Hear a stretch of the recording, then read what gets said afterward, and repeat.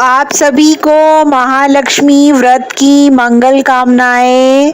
मैं सोनिया अपने इस YouTube चैनल के माध्यम से आप सभी को महालक्ष्मी व्रत की हार्दिक शुभकामनाएं देती हूं और आज अपने इस चैनल के माध्यम से मैं आप सभी को कथा सुनाने जा रही हूं। तो कथा शुरू करते हैं, चलिए। बहुत साल पहले एक नगर में एक राजा रहता था। उस राजा की दो रानियां हुआ करती थी। एक रानी के बच्चे थे और एक रानी के बच्चे नहीं थे। तो जिस रानी के बच्चे नहीं थे ना, वो बहुत ही पूजा पाठ करती थी, गरीबों का धार्मिक कार्यक्रम करती थी, गरीब लोगों को, गरीब कन्याओं को बहुत दान दिया करती थी, साधु संत की बहुत सेवा किया करती थी। लेकिन जो छोटी रानी थी ना, ना वो सेवा करती थी किसी की, ना वो पूजा पाठ करती थी। बस वो राजा को हर वक्त यही कहती थी कि इस बड़ी रानी को छोड़ाओ, इस बड़ी रानी को इस महल से निकाल दो।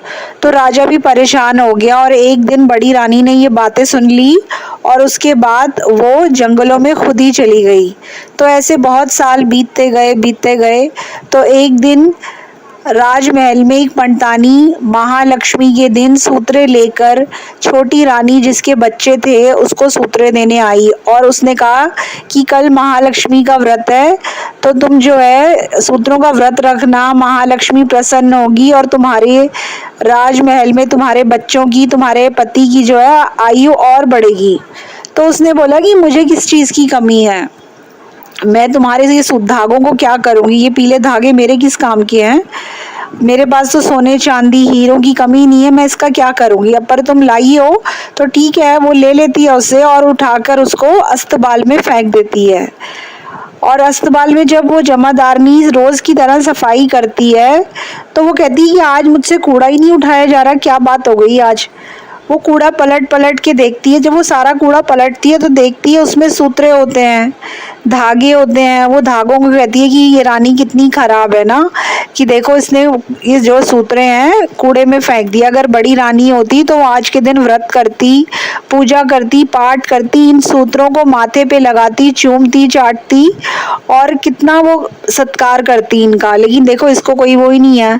तो वो महल में जो मंत्री होता है, मंत्री को बुलाती है और बोलती है कि मुझे पता है कि बड़ी रानी कहाँ रहती है, तुम ये कल महालक्ष्मी का व्रत है सूत्रों का, तो अगर तुम उसे जाके दे आओ तो क्या पता महालक्ष्मी उसके बुरे दिन भी खत्म कर दे, उसको भी राजमहल में आने का मौका मिले। तो जो मंत्री होता है वो लेकर सूत्रे जंगल में जाता है और उसी दिन बाय चांस जो है ना राजा शिकार करने के लिए चला जाता है अपने मंत्रियों के साथ। और शिकार खेलते खेलते बहुत दूर तक निकल जाता है और वो लोग तितर का शिकार करते हैं। और रानी को जो है मंत्री सूत्रे भी दे आता है और वो रात को ना वापस नहीं आ पाते। तो फिर राजा उसको कहता है अब आज रात को तो हम यहीं रुकेंगे, तो तुम ये तितर कहीं से भून के ले आओ, हम इसी को खा के जो है ना रात अपनी बिताएंगे। तो मंत्री कहता है ठीक है। तो वो दूर देखता है, एक झोपड़ी में आग लगी होती है, तो वहां जाके वो बोलता है कि हम ऐसे ऐसे उस देश के राजा हैं, आप क्या कहते हैं हमारा ये तितर भून दो। तो वो जो रानी होती है बड़ी, वो तितर भून देती है। फिर वो मंत्री कहता है कि अगर आपको बुरा ना लगे तो एक बात पूछूं। उसने कहा हाँ पूछो। उसने कहा कि आप इतने सुंदर हो, इतने आप तमीज से बात कर रहे हो, इतने अच्छे से बोल रहे हो, इतना लिहाजा आपका अच्छा है, तो आप इन जंगलों में क्यों रहते हो, आप तो मुझे संत महात्मा नहीं लगते। तो फिर वो अपनी सारी आप बीती बताती है। तो उनकी बातों में जो है वो तितर सारा सड़ जाता है। वो कहता है मैं तो राजा तो मुझे बहुत मारेगा, हमारे पास तो खाने के लिए कुछ है भी नहीं। तो वो कहती है कि कोई बात नहीं, तुम चिंता मत करो, मैं इसे बकरी के दूध से ठीक कर देती हूँ। वो उसे बकरी का दूध डालकर ठीक कर देती है। तो राजा के पास जब मंत्री वो खीर लेकर जाता है, खाता है, जैसे ही वो एक टुकड़ा खाता है तो वो कहता है कि ये तुमने कहाँ, किसने बनाया। वो कहता है कि मैं एक गांव में गया था, वहां पर किसी ने बनाया। उसने कहा कि मुझे तो उसके पास ले चल। तो मंत्री जो है राजा को लेकर वहां जाता है और वो देखता है वो तो उसकी पहली रानी होती है। वो तो उससे बहुत माफिया मांगता है कि मैंने तुम्हारे साथ बहुत बुरा व्यवहार किया, छोटी रानी की बातों में आकर, मुझे माफ कर दो, लेकिन अब तुम घर वापस चलो, राजमहल में वापस चलो, मैं तुम्हें संतनी की जीवन जीने नहीं दूंगा। तो जो महात्मा ने रानी को रखा होता है इतने साल, तो वो भी कहता है कि बेटियां तो अपने घर में ही अच्छी लगती हैं बेटा, अगर ये तुम्हें लेने आया है और अपनी गलती मान रहा है तो तुम्हें इसके साथ तुरंत चले जाना चाहिए। तो वो जाते समय उसे फूल देता है कि अगर ये फूल तुम्हारे घर पहुंचने से पहले मुरझा जाएं तो तुम सोचना मैं किसी आपत्ति में हूँ बेटा, तो तुम मुझे मिलने जरूर आना।